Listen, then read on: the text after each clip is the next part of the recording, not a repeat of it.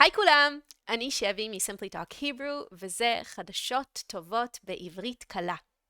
הסיפור שלנו היום מתחיל במקום לא כל כך שמח. בכלבייה, כלבייה זה dog shelter, בכלבייה קטנה בעיר קטנה בווירג'יניה בארצות הברית. וזה מקום שהיו שם הרבה מאוד כלבים שמחכים לבית חם, מחכים למשפחה שתבוא ותיקח אותם.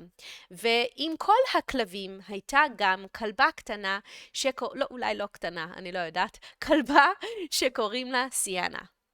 וסיאנה היא קצת לברדוג, קצת פיטבול, היא כבר ברחוב, מאז שהיא קטנה מאוד, שהיא הייתה גור, פאפי. מאז שהיא הייתה גור, היא הייתה ברחוב ולא היה לה בית, והיא הייתה שם בכלבייה, בשלטר, הרבה מאוד זמן. הרבה מאוד זמן היא הייתה שם, והיא ישבה וחיכתה. ואנשים באו, ואנשים הסתכלו, ואנשים שאלו, אבל הלכו. אף אחד לא לקח את סיאנה, והיא נשארה לבד. ויום אחד היה היה אירוע גדול. זה היה יום שבו באים כלבים מכל מיני מקומות, וגם אנשים באים ומשפחות ורוצים לראות, כל משפחה יכולה למצוא כלב בשבילה. זה היה בשביעי ליוני. וסיאנה הייתה שם, והיא הולכת והיא מסתכלת, ופתאום היא רואה מישהו, ואף אחד לא מבין למה, היא פשוט הולכת אליו, והיא יושבת לידו, ליד הרגל שלו, והיא לוקחת את כף רגל, her foot, היא לוקחת את הכף רגל שלה, והיא פשוט שמה את זה עליו, והיא לא זזה. ואנשים באים והם מנסים להזיז אותה, והיא לא זזה. וזה היה משהו מאוד מאוד מוזר, כי זה לא הייתה התנהגות רגילה של סיאנה. זה פשוט קרה בשקט, וממש בצורה מאוד טבעית, natural. ואז האישה שלו, היא באה, והיא מסתכלת, ופתאום היא רואה שבעיניים שלו יש רעד זה שייקינג. והיא אומרת, אוי, הוא עכשיו יש לו התקף, seizure, יש לו התקף של אפילפסיה. ופתאום היא אמרה, הוא שכח לקחת את התרופות, medication, את התרופות שלו בבוקר. וזה היה לפני שאף אחד לא ראה את זה, אף אחד לא שם לב, אף אחד לא ראה, אבל סיאנה ראתה. וסיאנה לא למדה להיות כלבה שיש לה משהו שהיא עוזרת לאנשים או משהו כזה, אבל יש הרבה מחקרים זה research, יש הרבה מחקרים כלבים באמת יכולים להרגיש שינויים, changes כימיים, chemical changes, הם יכולים להרגיש שינויים כימיים בריח, בדופק, בפולס או בהתנהגות, וזה יכול להיות שעות אפילו לפני ממש הסיז'ר. אז פה זה היה סיז'ר קטן שרק התחיל, ואז באמת האישה לקחה את בעלה, את her husband, היא לקחה אותו והם הלכו הביתה, והוא נח, ובאמת לקח את התרופה, medication, הוא לקח את התרופה, והוא קיבל את הטיפול שלו, וזה היה בסדר, והוא היה בסדר. אחר כך, אחרי שזה קרה, הם כתבו את זה בפייסבוק, והרבה אנשים ראו את זה בסושיאל, והרבה מאוד אנשים רצו לאמץ. לאמץ זה to adopt. הרבה מאוד אנשים רצו לאמץ את סיאנה. ובסוף, המשפחה שאימצה את סיאנה, הייתה משפחת סוויני, ויש להם ילד שגם הוא חולה באפילפסיה. והם ידעו שסיאנה יכולה לשנות את החיים שלו. והיום סיאנה גרה בבית חם ונעים, עם 2 ילדים, עם חצר, והרבה הרבה אהבה. והיא סוף סוף קיבלה את מה שהיא הכי רצתה, להיות שייכת, to belong. אני רוצה לספר לכם על משהו שמאוד מאוד שימח אותי לקרוא, ואני כל כך שמחה שאני עושה את הפודקאסט, כי אני לומדת על הרבה סיפורים יפים, והרבה דברים שאנשים עושים בכל העולם, וזה ממש נותן רעיונות, it gives ideas, זה נותן רעיונות, וזה משהו שאני חושבת שצריך לעשות בישראל. זה קורה, זה התחיל באמריקה. וקוראים לזה Little Free Pantry. אולי אתם מכירים את זה? אני לא מכירה בכלל, לא הכרתי, ואני חושבת שזה כל כך מעניין. Basically, תחשבו שאתם הולכים ברחוב, בשכונה, ופתאום אתם רואים קופסה בקס, קופסה קטנה, כמו משהו קטן, אולי יש איזה, כן, ויש לזה דלת. ואת פותחת את הדלת, ובפנים יש אורז, יש פסטה, יש אוכל, ומישהו שם את זה שם. אבל למי זה?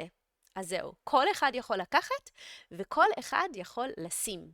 קוראים לזה Little Free Pantry, וזה קופסה ציבורית, public, קופסה ציבורית, say after me, ציבורית. public, והיא פתוחה לכולם, ומי שצריך לוקח, ומי שיכול תורם, donates, מי שיכול תורם לקופסה. והכל התחיל ב-2016 בארצות הברית, אישה שקוראים לה ג'סיקה ריס, היא חשבה שזה רעיון ממש טוב, כי לכולם יש קצת פסטה וקצת אורז שלא צריך, ואפשר לשים, ויש אנשים שממש צריכים את זה. אז טוב מאוד, אפשר לעזור, השכנים יכולים לעזור אחד לשני. והיא התחילה עם קופסה אחת, one box, ואז מישהו שמע על זה ופתח עוד אחד ועוד אחד ועוד, והיום יש אלפים כאלו, אלפים באמריקה, בקנדה, באוסטרליה ואפילו באירופה. ואני רוצה בישראל, אני רוצה לדבר פה עם אנשים. כזה רעיון יפה. אוקיי, בטורונטו, שזה בקנדה, הם חשבו שזה רעיון ממש טוב. אפשר להגיד, כמו שאמרנו על הכלב, לאמץ, to adopt, אפשר להגיד, הם רצו לאמץ את הרעיון, they adopted the idea, בסדר?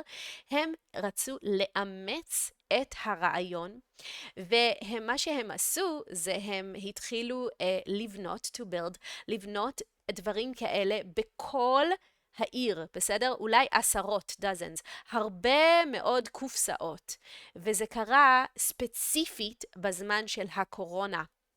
למה? כי הרבה אנשים כבר לא יכלו לעבוד, והם לא יכלו לקנות אוכל, והקופסאות הקטנות האלה עזרו להם מאוד. אנשים הביאו אוכל מהבית, ואחרים לקחו. אין שאלות, אין בירוקרטיה, פשוט שכנים שעוזרים לשכנים. וזה קרה מאז הקורונה, והיום זה עדיין קורה, וב-2025 נפגשו בטורונטו יהודים, נוצרים, Christians ומוסלמים, יהודים, נוצרים ומוסלמים, Christian, Jews and Muslims, נפגשו ביחד ועשו 1,000 חבילות, packages, של מרק, אוקיי? איך עושים מרק בפנטרי?